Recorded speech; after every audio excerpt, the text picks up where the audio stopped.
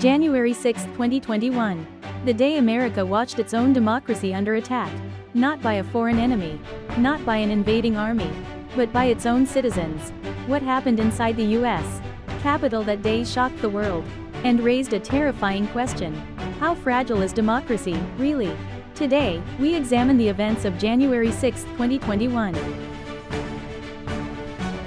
January 6th is not just another date on the calendar. Under U.S. law, it is the day Congress formally certifies the presidential election results. It is the final, procedural step where power officially changes hands. In 2021, that meant confirming Joe Biden as the next president. To stop this moment was to stop the peaceful transfer of power itself. For weeks, millions of Americans were told the election had been stolen. Courts rejected these claims. Officials certified the results. No evidence of widespread fraud was found. But facts struggled to compete with belief. Social media amplified outrage. Conspiracy theories spread faster than corrections. By January 6th, for many, reality no longer mattered. That morning, thousands gathered in Washington, D.C.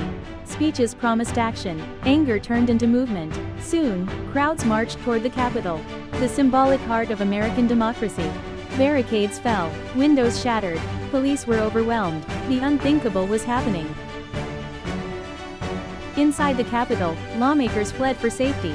Offices were ransacked. Historic chambers were occupied. 5 people died in connection with the events.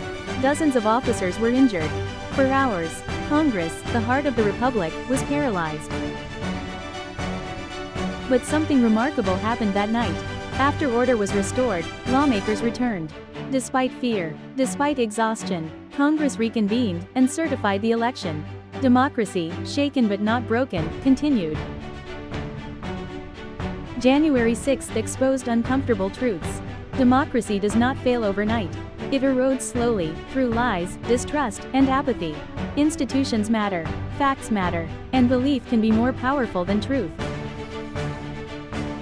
January 6, 2021 was not just an American crisis. It was a global warning. Democracy is not self-sustaining. It survives only if people choose to protect it.